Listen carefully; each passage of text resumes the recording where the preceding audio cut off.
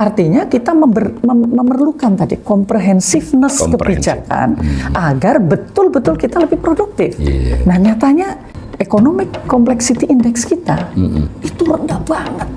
Ranking 63. Udah tahun sekarang ini ya, tahun 2025. Karena yang namanya pembangunan ekonomi itu adalah penciptaan lapangan kerja. Di Amerika, presiden siapapun, dia tidak akan di-impeach kalau inflasinya naik atau suku bunganya naik. Asal dia bisa menciptakan lapangan kerja, asal tidak ada pengangguran. Nah, di kita, ini kan mau penganggurannya bertambah, mau ada kemiskinan bertambah, ini kan tidak menjadi ukuran-ukuran dia berhasil atau tidak berhasil di dalam memimpin pembangunan ekonomi ini. Nah, ini yang harus kita kembalikan. Artinya memikirkannya itu harus asam lezat. Jadi kita suka gemes ya, kalau kita kan udah puluhan tahun ya, maksud saya itu bukan berarti bahwa kita itu tidak bisa maju. Kalau saya selalu kalau ditanya, Ibu kok pesimis sama Indonesia? Oh enggak, justru saya sangat optimis, tetapi ada PR yang harus dikerjakan.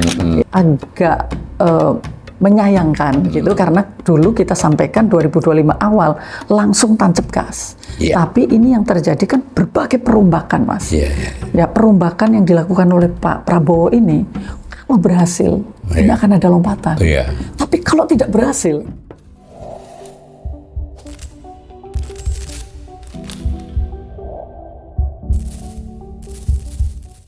salam cerdas, Ibu, Bapak, saudara-saudara yang saya hormati, kembali berjumpa dengan saya di kanal Awali Rizky dalam sesi ngobrol ekonomi. Kali ini saya kedatangan tamu yang bukan lagi istimewa, sangat-sangat istimewa. Sebenarnya kenalan lama saya, tapi lama tidak diskusi yang on air begini, yaitu Ibu Hendry Saparini. Assalamualaikum, Mbak Hendry. Waalaikumsalam warahmatullahi. Terima kasih datang ke sini. Saya kalau manggil Mbak, karena memang kakak kelas saya dan kami berkawan. Nah, kebetulan 2 hari lalu ya saya menghadiri acaranya CORE yang didirikan oleh Mbak Hendry, itu Economic Outlook 2026. Betul. Saya datang hampir on time pas Mbak Hendry mulai orasi, jadi saya bisa menyimak dan ada di YouTube juga kalau Bapak Ibu pengen nonton di YouTube-nya CORE kan ada itu. Setelah itu lalu ada tim CORE untuk menyampaikan hasil kajian mereka untuk Outlook 2026. Nah, kali ini saya merasa, nah ini kanal literasi ini Mbak Hendry, jadi kita pendengar kita ini macam-macam nih, ada yang baru mulai belajar ekonomi, pengen tahu lebih dalam. Nah, saya merasa beberapa yang dipaparkan oleh Mbak Hendry terutama itu perlu kita dengar semua tentang economic outlook. Dan saya lihat ya namanya economic outlook pastilah ada assessment terhadap 10-20 tahun dan setahun terakhir. Nah, kira-kira gitu ya pemirsa, kita akan bincang economic outlook CORE, tapi terutama sekali pandangannya Mbak Hendry. Secara umum Mbak, yang kemarin dinyatakan oleh Mbak Hendry yang saya simak itu gimana Mbak? Iya Mas Awalil, jadi sebenarnya acara kemarin itu acara tahunan. Acara tahunan dari CORE Indonesia sejak saya dirikan 2013. Jadi udah lama ya? Lama, ini udah ulang tahunnya agak panjang.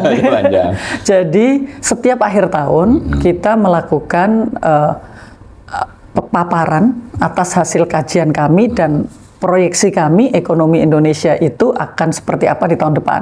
Tapi sebenarnya tidak hanya ekonomi proyeksi angka, tapi kita lebih juga political economy. Jadi karena apapun proyeksi ekonomi atau akan ke kanan, akan ke kiri, akan cepat, akan lambat, itu tidak hanya karena angka-angka tadi, tapi di balik itu kebijakan apa yang ada. Nah, jadi itu kita lakukan setiap tahun sebagai bentuk tanggung jawab profesional kami. Nah, setiap 3 bulan kami juga berkewajiban melakukan evaluasi terhadap proyeksi itu. Nah, jadi mungkin itu yang tetap saya minta teman-teman pegang, karena apapun kita kan, saya selalu bilang bahwa kita itu boleh salah, kita koreksi, tapi nggak boleh bohong. Cocok gitu. Jadi itu yang paling penting. Nah, jadi yang kemarin pun di dalam CORE Economic Outlook 2026 kita memaparkan satu memang proyeksi ekonomi 2026, tetapi harusnya itu ada konteksnya. Jadi ada konteksnya kenapa 2026 menjadi begitu. Karena, diperkirakan begitu. Ya, diperkirakan seperti itu. Karena 2025 seperti ini. Dan seperti Mas Awalil bilang, kenapa 2025 seperti ini? Karena ini memang sejarahnya panjang. Ya, ada hal-hal yang tidak kita kerjakan. Sehingga semestinya dikoreksi. Kalau nggak dikoreksi, ya akan menjadi seperti itu. Nah, gitu. Jadi, agar saya bisa menyampaikan kepada seluruh pihak bahwa kita tidak hanya bicara 5% itu bagus nggak sih? 5% atau 5,12 gitu. Atau 4,9 aja. Itu sebenarnya bagi masyarakat itu tumbuh segitu tuh kan kita tahu persis ya. Jadi kita bisa tumbuh 5%, bisa 7%, tetapi kualitasnya. Nah, ini kan di catatan kita adalah kualitas pertumbuhan itu. Nah, kita sebenarnya kalau mau jujur, memang kita, ekonomi kita itu tumbuh 5%. Mediocre. Segitu-segitu aja. Yang menyedihkan adalah selama berpuluh tahun kita itu tumbuhnya tidak hanya sekitar 5, tetapi justru cenderung melambat. Jadi tadinya kita rata-rata 7%, terus menjadi 6%, menjadi 5,5%, menjadi 5%. Loh, kalau kita sudah menjadi negara maju, ya itulah, kita sudah stable. Tapi ini kita kan negara berkembang kita, Mas. Nah, jadi perlu kita mengingatkan bahwa kemarin Pak Jokowi itu mentargetkan 7%. Dan itu tidak tercapai faktanya karena rata-rata hanya 5%. Kalaupun tidak ada COVID dengan kebijakan seperti itu, ya akan sebegitu gitu. Nah, ini sekarang ini Pak Prabowo mencanangkan lebih tinggi 8% di 2029. Ya, terus kemudian akan 6, akan 7 sebelumnya gitu. Nah, kita tentu saja sepakat, saya sepakat. Karena berdasarkan pengalaman banyak negara, untuk kita bisa keluar dari middle income trap, tidak akan bisa kecuali kita melakukan lompatan. Lompatannya apa? Tentu lompatan pertumbuhan ekonomi, lompatan peningkatan pendapatan per kapita, penguatan dari struktur ekonomi kita. Nah, itulah lesson learn yang kita dapatkan dari banyak negara. Jadi artinya ini kan message kepada pengambil kebijakan, kalau itu tidak dilakukan, lompatan itu, ya jangan mimpi Indonesia Emas 2045. Gitu. Nah, sekarang ini yang terjadi adalah kita, sisa waktu kita untuk kita ini kan pada era bonus demografi, di mana tenaga kerja produktif adanya di situ. Tapi sisanya tinggal 10 tahun. Dari secara teori, itu kita punya waktu 42 tahun untuk menjadi negara kelas menengah. Tapi kita ini udah masuk low middle income country, itu tahun 1900-an, Mas. 1916 atau berapa gitu. Nah, jadi artinya kan itu sudah terlalu lama, Mas. Nah, jadi sisa kita itu tinggal sedikit. Jadi yang ingin disampaikan oleh KOR adalah ini loh realitanya. Mari kita membaca dengan jujur dan ambil langkah yang untuk bisa mematahkan ini dan membalikkan pertumbuhan ekonomi. Nah, kira-kira begitu sih, Mas. Nah, jadi kalau kita bicara mau meniru negara lain, kan meniru itu harus komplit ya. Jangan nirunya itu sebagian-sebagian. Jadi kita harus meniru kenapa negara-negara Asia yang lain, misalnya kita ambil contoh Jepang dan Korea Selatan, mereka hanya butuh 7 tahun untuk masuk menjadi negara berpendapatan tinggi dari upper middle income country. Cuman 7 tahun, Mas. Nah, jadi artinya mereka ada sesuatu yang dilakukan. Nah, ternyata salah satunya itu adalah produktivitas tenaga kerja. Nah, produktivitas tenaga kerja ini kan tidak sekedar pada kamu males sih, bukan itu. Apakah ada ekosistem yang memungkinkan tenaga kerja kita itu bisa lebih produktif, gitu kan? Misalnya kalau produktivitas itu kan dihitung dari omsetnya per tenaga kerja. Pada saat marketnya ditutup dengan kebijakan-kebijakan perdagangan, maka dia tidak akan bisa melakukan ekspansi. Ya udah, omsetnya segitu-gitu aja, ditambah dibagi tenaga kerja segitu rendah, gitu kan, Mas. Terus nanti apakah ada dukungan dari kebijakan fiskal misalnya? Pada saat kebijakan fiskal itu tidak pro untuk mereka itu bisa kompetitif, dia justru memberikan tekanan-tekanan pada berbagai pajak yang semestinya nanti dulu gitu kan. Atau memudahkan fiskal itu memudahkan barang luar malah masuk. Ya itu kan enggak. Nah, jadi artinya kita memerlukan tadi comprehensiveness kebijakan agar betul-betul kita lebih produktif. Nah, nyatanya kita ini kan produktivitas kita tuh pernah tinggi, naik lompat. Mungkin tahun 2003-an dulu ya. Tapi setelah itu 10 tahun terakhir, itu kita paling lambat di antara negara-negara ASEAN. Bahkan kalah dengan Vietnam dan sebagainya. Di ASEAN kita juga udah paling lambat. Pertumbuhannya paling lambat. Ya naik tapi pelan banget. Nah, jadi kan salah nih. Kita pada era bonus demografi yang tinggal 10 tahun, tapi kenapa ini justru malah lambat? Yang lain, Mas. Kalau kita sulit untuk berkompetisi, karena memang economic complexity index kita itu rendah banget, ranking 63. Udah tahun sekarang ini ya, tahun 2025. Keragaman produksi kita. Keragaman produk dan juga kedalaman. Nah, artinya berarti linkage antar produk itu ya. Jadi artinya tidak ada linkage, nggak ada supporting lah ya di situ ya. Risetnya kagak ada, gitu kan? Susah dijual keluar negeri. Nah, terus bisnis linkage backwardnya nggak ada, gitu lah. Jadi artinya ya cuman satu produk itu nggak akan mungkin kan menjadi kompetitif kalau nggak ada supportingnya gitu. Nah, jadi kita itu kalau kita bandingkan lagi, Jepang itu dari awal sampai hari ini masih memaintain nomor 1. Korea itu melakukan kenaikan yang luar biasa. Nah, sudah tinggi masih naik. Jadi dia itu mengalami lompatan-lompatan di dalam keragaman dari dalam ke dalam. Keragaman ya salah satu jadi oke lah kalau kita menganggap itu kan negara-negara maju, Bu. Tapi kan ini ada negara-negara yang selevel sama kita. Kita ambil contoh siapa? China. Ya kan? China dengan penduduk yang 1,3 miliar penduduk, kemudian juga tapi walaupun dia belum masuk negara maju, karena kita tahulah belum high income. Karakteristik kriteria masuk negara maju itu pendapat per kapitanya itu dinaikkan terus. Jangan-jangan ada political ekonomi jangan sampai China masuk ke situ ya. Setiap $50-100 per tahun kayaknya. Sekarang ini sudah 13.000 lebih kan. Nah, betul bahwa China itu belum mencapai 13,8 ribu dolar per kapita, tetapi dia produknya sangat kompetitif. Dia bisa mempunyai keunggulan tidak hanya di manufaktur, tapi juga teknologi.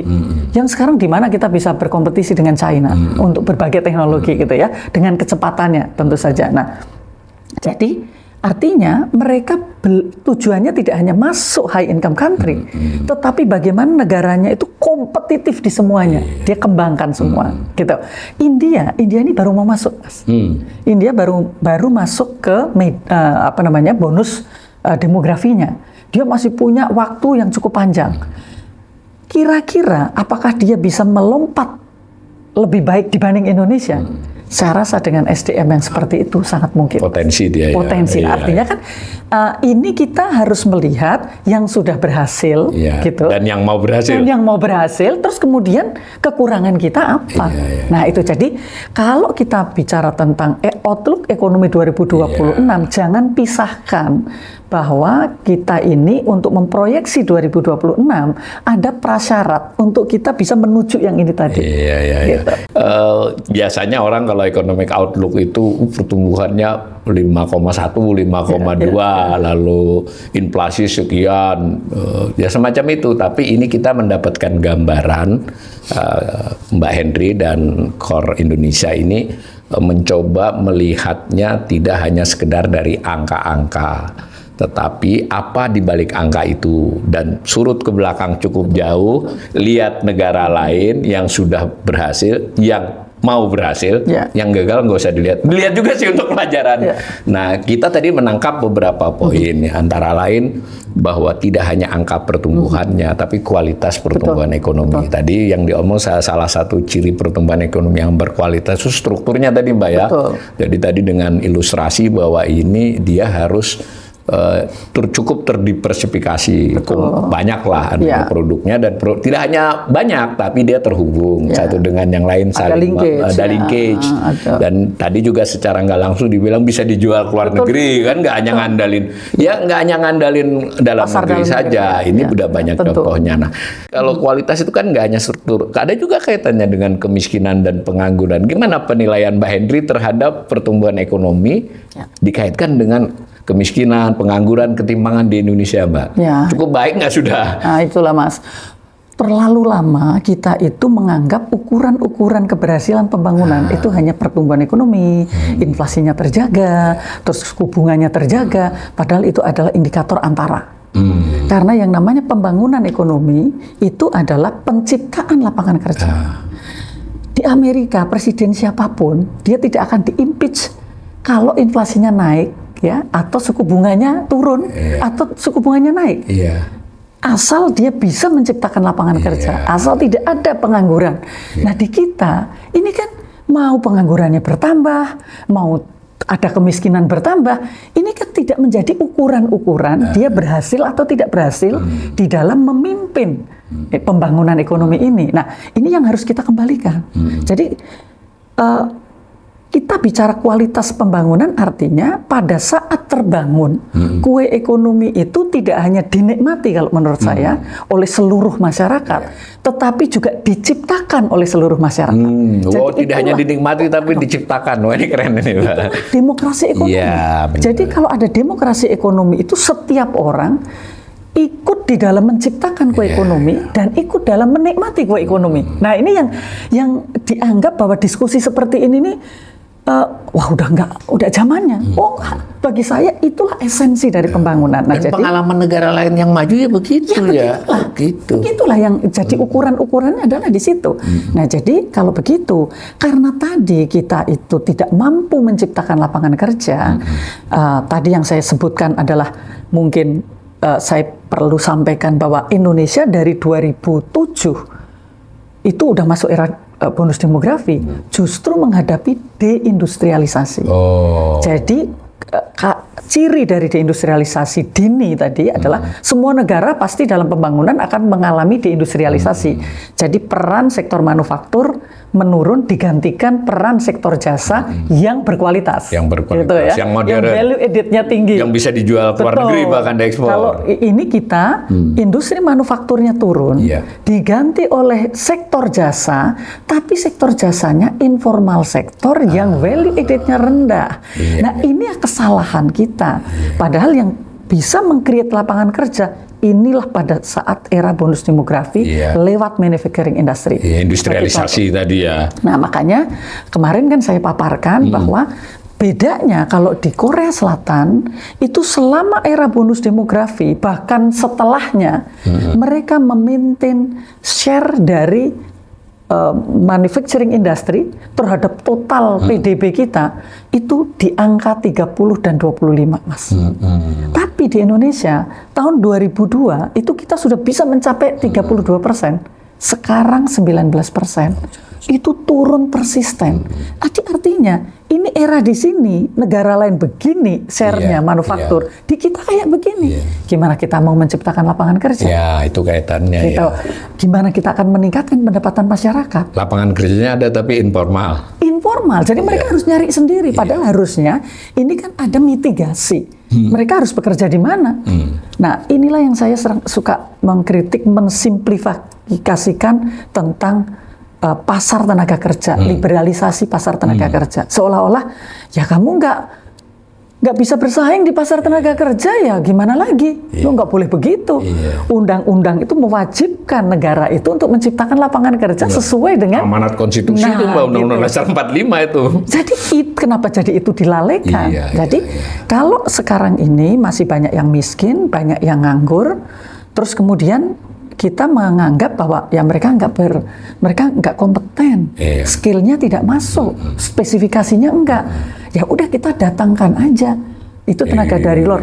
Ntar dulu. Harusnya malah dididik dong ini, bukannya di. Kalau kita bicara apakah ada yang bisa dilakukan dalam jangka pendek? Wah, ada dong. Jadi mereka itu betul bahwa pendidikannya mungkin yang SMP ke bawah itu masih 56%, Mas. Tapi mereka itu orang-orang tua kita yang selama ini jadi nelayan, jadi petani, jadi ini nggak pernah kita ajari kok ya. Nggak pernah nanya sama dokter, profesor gimana cara nanam. Dan itu ternyata mereka bisa. Jadi artinya kalau mereka tetap lu nanam, teknologinya kayak begini nih. Bibitnya yang ini, off takernya saya. Benar, jadi benar. Yang harus disiapkan seperti yang terjadi di Vietnam, negara itu hanya cukup sebagai off taker.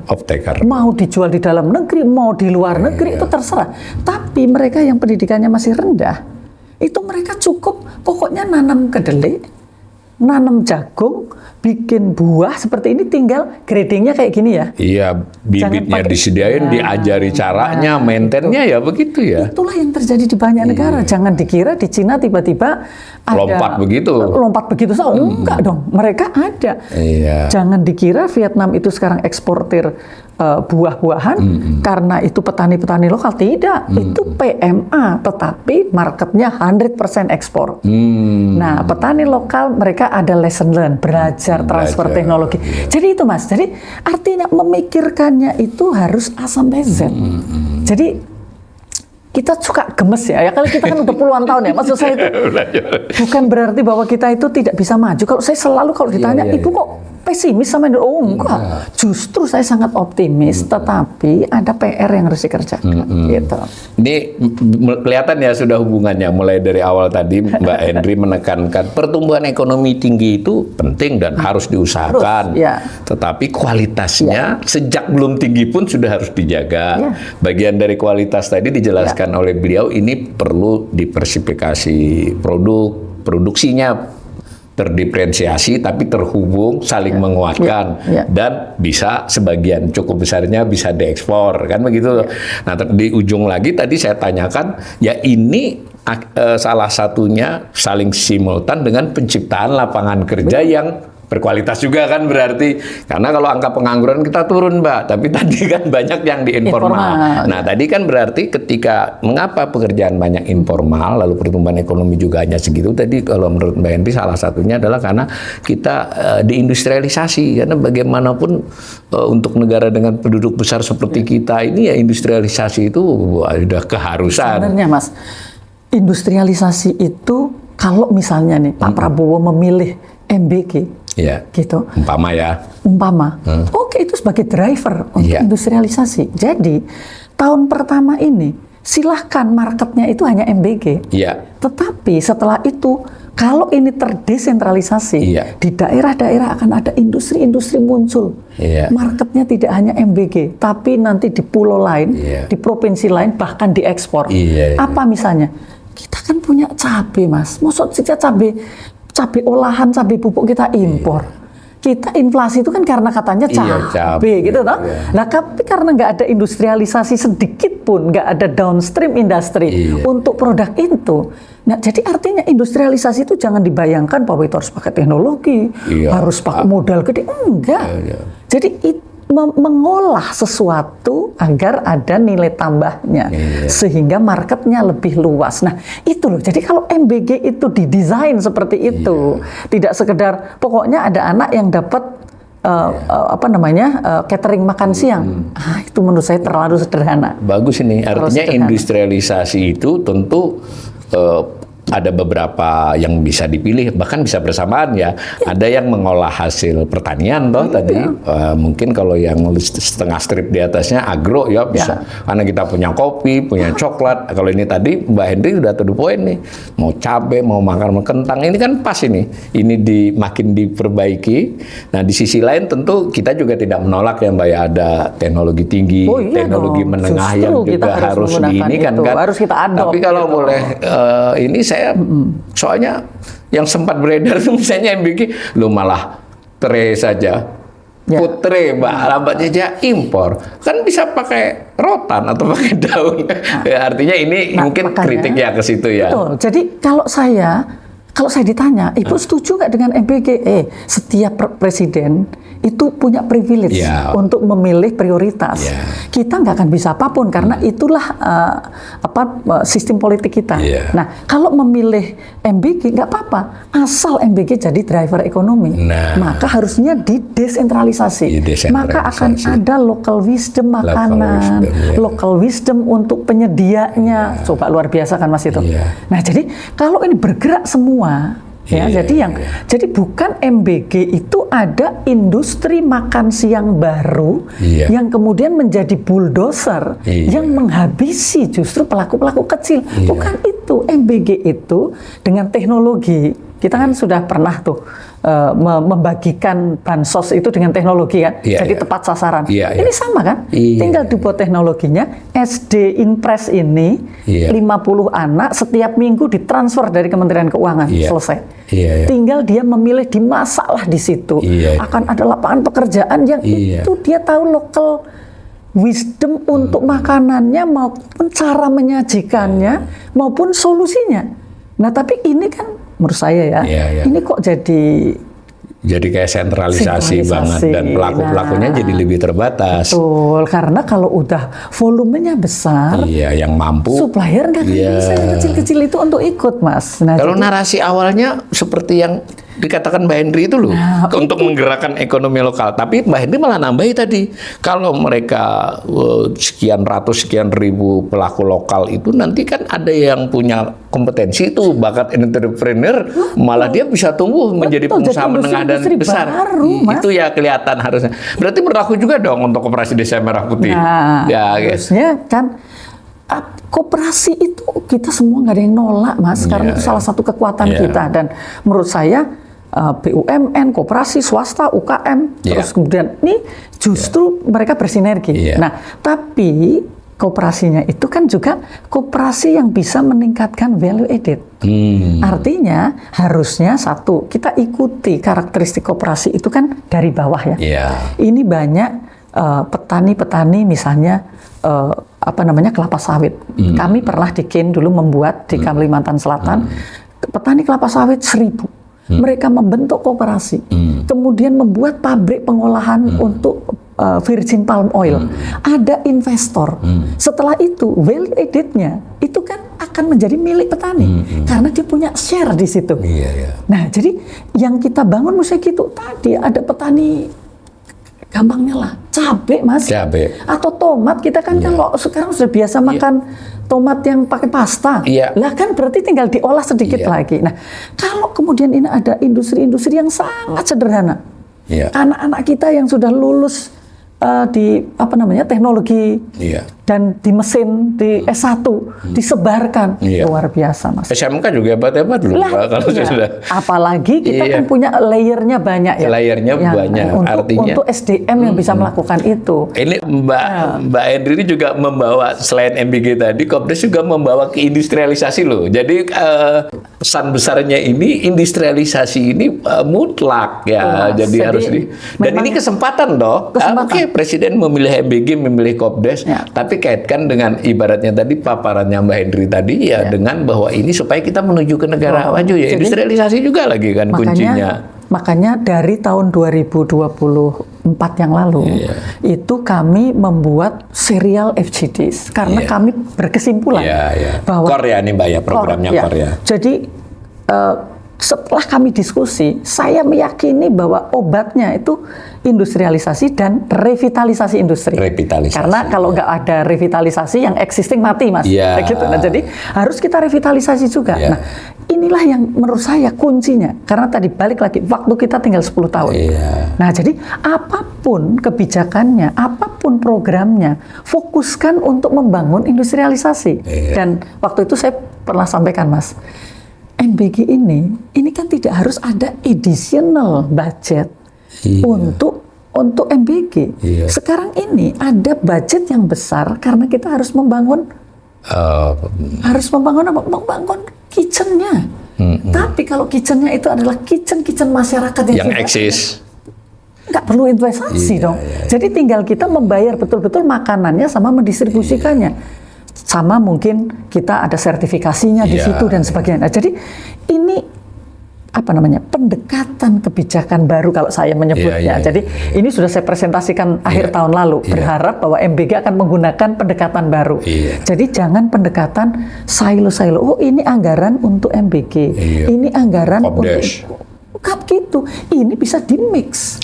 Karena sebenarnya anggaran penciptaan lapangan kerja, anggaran untuk penciptaan UKM bisa digabungkan kan Mas? Digabungkan, Nah, jadi ini karena kita di dalam menyusun APBN kita itu kok kayaknya nggak ada sinkronisasi nggak ada orkestrasi gitu loh. Masing-masing KL mengajukan. Nah, jadi itulah yang kelemahan dari kita. Jadi mestinya itu tinggal diambilkan dari sini. 330 itu jangan diambilkan dari pendidikan karena itu semestinya tidak related dengan program MBG yang itu adalah bisnis di bidang makanan dan industri.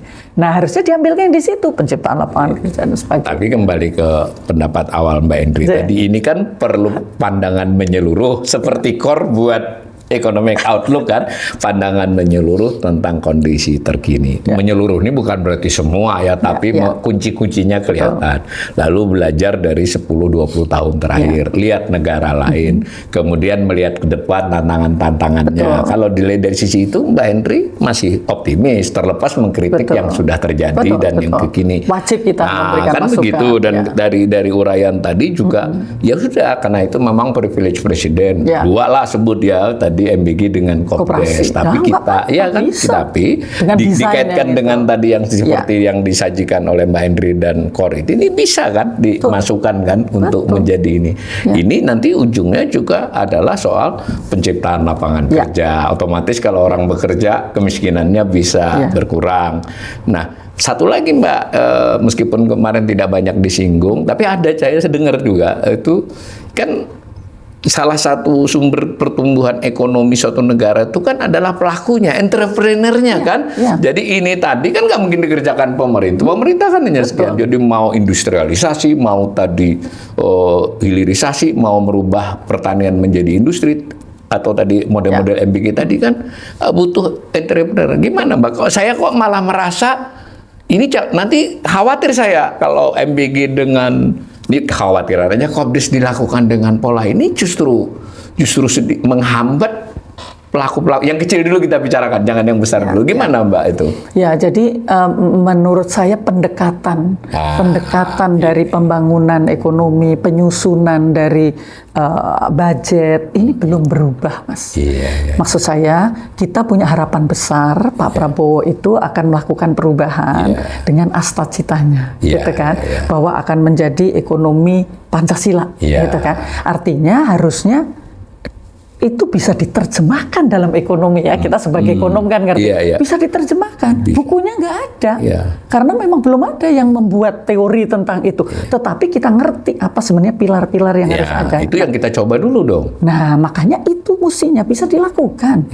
Itu bisa dilakukan. Jadi kalau memahami dan meyakini bahwa ada yang perlu dikoreksi, nah baru itu dari awalan. Tapi kalau tidak menganggap yang kemarin itu tidak ada kesalahan, saya rasa tidak akan ada perubahan. Nah, jadi ini mesti saya. Ya, sebenarnya pesan utamanya outlook-nya Kor itu ya kita harus akui dulu dong. Jadi bukan kita mau menyalahkan siapa-siapa, tapi ini 10 tahun yang terjadi, 20 tahun itu apa kan gitu ya Mbak ya? Karena itu tadi kalau saya tuh gini, justru dengan optimis. Kalau kita pesimis, kita nggak akan ada ideas, nggak akan ada inovasi. Nggak ada outlook juga. Nah, dengan kita optimis tadi, kalau diginikan bisa begini, kalau diginikan bisa begitu, itulah kita optimis tadi Mas. Jadi saya rasa yang perlu adalah meyakini bahwa industri itu penting. Tadi kalau pelakunya itu mau diapain? Sekarang para pelaku usaha itu justru mengeluhkan kebijakan yang diambil. Ini kan menjadi aneh. Kebijakan diambil itu adalah untuk mensupport para pelaku usaha karena pemerintah tidak bersedia. Nah, tapi banyak pengusaha dari FGD series kita itu yang hampir ada 200 yang hadir. Nah, itu dan besar ya. Nah, jadi selalu Bu, coba kalau kebijakan fiskal yang ini dicabut dulu, terus kemudian ada tenggang waktu, kita bisa bergerak dulu, Bu. Iya. Bayangin. Artinya sebenarnya kita tidak perlu menunggu lama. Koreksi kebijakan tadi, misalnya gini, Iya. ini barusan investasi. Iya. Tiba-tiba kebijakan impor itu dimudahkan. Iya. Gitu. Artinya kalau melakukan koreksi terhadap kebijakan impor tadi, jangan ditawarkan untuk membuka impor dulu dong. Gitu. Artinya mereka tanpa kita kasih apa-apa, pelaku usaha ini bisa jalan sendiri kok. Karena pelaku kita itu keren sebenarnya, Bu ya. Jadi sekarang makanya investasi yang akhirnya berkembang ya investasi dalam negeri yang turunan proyek-proyek pemerintah. Iya. Itu yang nanti kita hanya jago kandang. Padahal kita berharap kita tambang oke lah sudah. Udah. Tapi sekarang Sawit oke, udah biar. ini kan sekarang katanya mau masuk ke pertanian yang lebih luas. Nah, tolong pendekatannya itu pendekatan yang lebih inklusif. Iya. Bukalah, belikan support pada investasi menengah. Iya. Sekarang yang jadi perhatian kan hanya investasi besar dengan berbagai privilege. Terus yang mau investasi menengah kecil, dari mana mereka dapat kemudahan? Nah, jadi kalau ini digerakkan semua, karena 8% itu tidak mudah, Mas. Dari 5%, loh. Artinya, tanpa bergerak semua di seluruh wilayah, di seluruh daerah, itu tidak akan bisa kita mencapai 8% itu. Makanya, walaupun tidak tercapai 8%, pada akhirnya, tetapi kita menuju mengarahnya itu dan kualitasnya membaik. Makanya tadi kenapa MBG memungkinkan? Karena MBG itu adalah program seluruh wilayah Indonesia. Gitu lah. Jadi ini yang kalau yang kecil-kecil tadi itu diikutkan. Bayangkan dia tadinya itu omsetnya itu cuma 50 porsi, Mas. Iya benar. Ditambah pesanan 100 porsi. Kipas-kipas dia bisa nyekolahin anaknya, Mas. Gitu. Jadi yang kayak begitu itu yang mestinya mau dapur sekolah kah, mau yang sudah punya catering kecil-kecil atau warung kecil. Yang kita sekarang ini udah dunia teknologi. Gunakan teknologi untuk mengontrol. Kalau teknis begitu bisa diatasi kan sekarang. Anak-anak kita juga banyak yang pintar. Beda dengan dulu kok. Tapi kalau saya boleh nangkap ini jadinya kan juga industri kan kelihatannya ada pelaku besar ya, industri, pelaku menengah, pelaku kecil. Kalau dalam perspektif Mbak Hendri, kalau saya tidak salah tangkap kan ini harus tumbuh bareng kan dan saling membutuhkan juga kan. Nah ini kalau yang menengahnya ini yang kelihatannya agak mengeluh banget nih karena ruang gerak mereka lebih sempit dengan kebijakan ini. Malah saya dengar di satu FGD saya ikut 2-3 kali itu juga ada keluhan, tapi ini keluhan ini belum tentu benar ya, bahwa mereka merasa kok malah makin ke sini negara, tidak hanya negara dalam pemerintah, ya BUMN, bahkan ketika sudah ada Danantara pun ini Pak katanya ngomong sama saya makin mengambil jatah kita. Kesannya Mbak Hendri terhadap keluhan ini keluhan lah ya dari pelaku. Saya itu sebenarnya agak menyayangkan gitu, karena dulu kita sampaikan 2025 awal langsung tancap gas. Tapi ini yang terjadi kan berbagai perombakan, Mas. Ya perombakan yang dilakukan oleh Pak Prabowo ini kalau berhasil ini akan ada lompatan.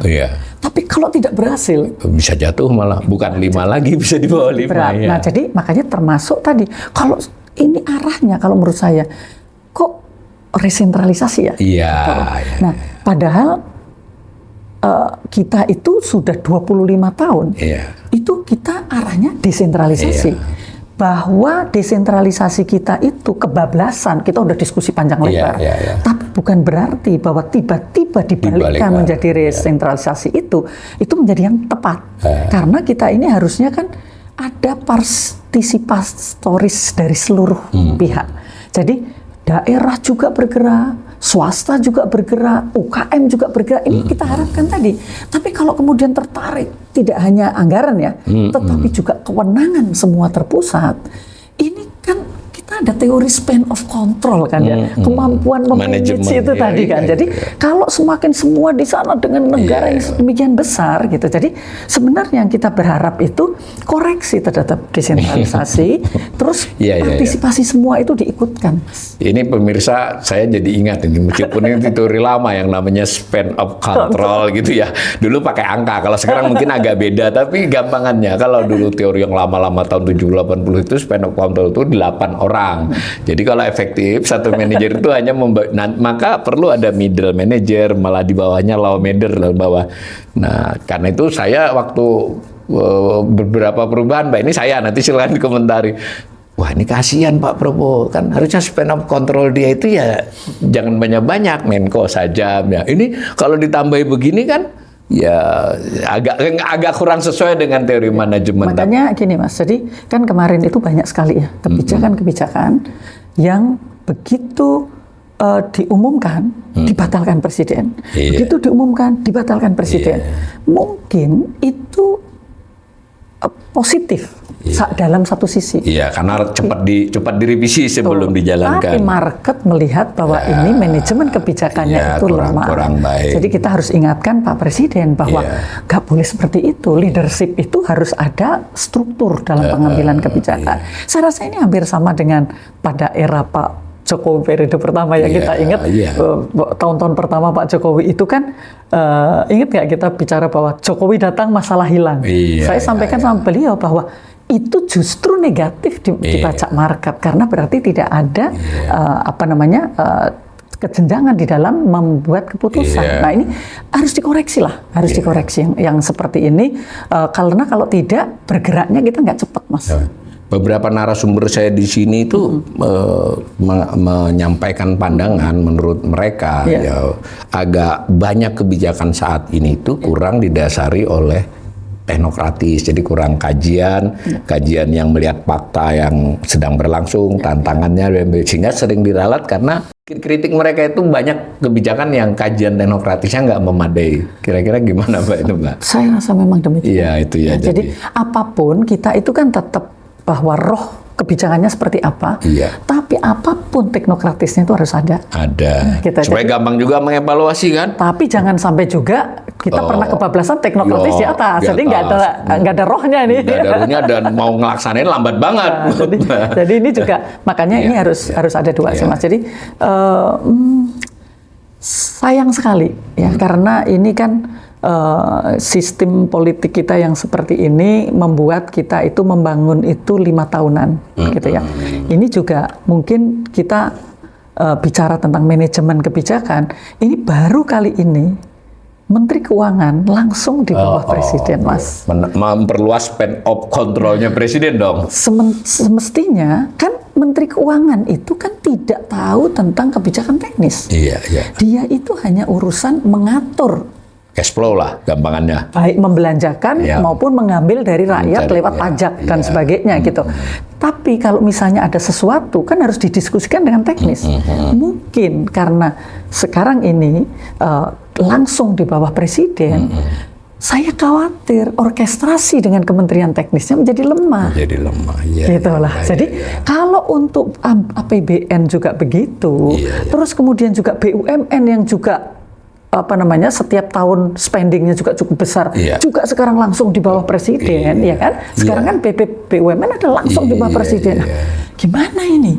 Makanya kalau tadi balik pertanyaan Mas Awalil, kayaknya kok ini pelaku usaha jadi sekarang bingung. Ragu-ragu mereka. Wait and see lah. Itu yang kita itu tidak berharap bahwa menunggu lagi. Keunggulan pelaku usaha ini kan keberanian mengambil risiko yang atas dasar perhitungan dan perhitungan mereka membutuhkan kepastian untuk hal-hal tertentu ya. Nah karena sudah disinggung-singgung itu untuk bagian akhir ini gimana pandangan Mbak Hendri tentang dugaan? Karena kan kita bukan pelaku usahanya. Betul. Dari pelaku usaha dalam hal ini terutama modal luar negeri terhadap kondisi yang setahun terakhir dan mungkin ke depan ini apa Mbak kira-kira sejauh ini penglihatannya? Sebenarnya yang sekarang kita hadapi itu lebih berat karena geopolitik dan geoekonomi itu semakin kompleks. Jadi nggak hanya kita soalnya. Nggak hanya kita. Jadi kita geopolitik konflik dan kemudian juga tidak mau bekerja sama. Sekarang tidak ada globalisasi, adanya bilateral gitu kan udah ada perubahan tuh. Geoekonomi itu sekarang udah ada perang dagang lah, tidak mau bicara lagi kerjasama, menutup perbatasan itu sekarang sudah dilakukan Mas. Nah jadi dalam kondisi kayak ini termasuk juga investasi. Sekarang ini kita berebut luar biasa untuk mendapatkan investasi asing. Semua negara sekarang ini. Nah, jadi kalau kita melihat, saya dulu memprediksi pada saat Pilpres itu investasi tidak akan turun. Kenapa? Karena mereka memang yang berinvestasi itu adalah sektor-sektor yang returnnya jangka panjang. Iya. Di tambang, terus kemudian dan sektor-sektor dia nunggu mineral dan kepastian sebagainya. politik. Itu nggak peduli dengan perubahan politik. Yang sektor Karena mereka nggak returnnya peduli. jangka panjang. Iya. Nah, tapi kalau yang mereka sangat terpengaruh dengan kondisi politik sekarang, misalnya industri-industri yang padat karya, terus mereka sangat terpengaruh dengan daya beli yang turun karena kebijakan ini. Mereka sangat terpengaruh. Pajak umpamanya. Itu sebabnya pada tahun 2025 PMA kita itu udah turun. Turun ya. Nah, dengan persaingan global yang demikian, dan kita tidak sedang menawarkan sektor apa, ini nggak jelas. Iya. Nah, jadi kita mau yang mana sih yang mau kita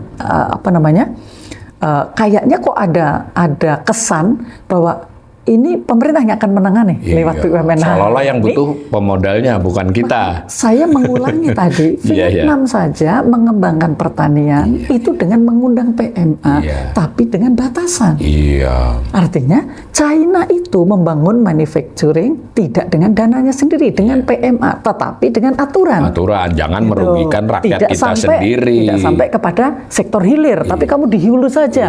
Nah, jadi ini kan perlu ada keseriusan dalam memikirkan industri, Mas. Jadi kembalikan lagi bahwa kebijakan fiskal, kebijakan perdagangan itu sebenarnya untuk mensupport kita membangun industri berbagai sektor, mau industri jasa, mau industri manufaktur. Jadi tapi di situ muaranya. Jangan sekarang justru pelaku usaha di industri mengikuti apa keputusan di sektor fiskal. Iya. Jadi saya sangat ingat tahun 2009 waktu kita krisis, ya. Krisis global waktu itu 2008-2009, saya ikut conference di China, saya ketemu dengan CEO-nya Bank Exim China. Saya tanya, kenapa kamu bisa punya kebijakan yang hand in hand antara pemerintah dengan pelaku usaha, gitu. Jadi kamu, akur. Iya. Seperti saat ini sebenarnya sama. Jadi sekarang ini kan China ekses produksi. Apalagi dengan perang dagang dengan Amerika, maka dia akan membuang barang. Nah, sekarang ini mereka itu hand in hand. Silakan kamu ekspor, tapi importer nggak perlu bayar dulu. Yang bayar adalah Bank Exim China. Itu yang dilakukan. Sampai segitu ya. Itu yang dilakukan 2008-2009, Mas.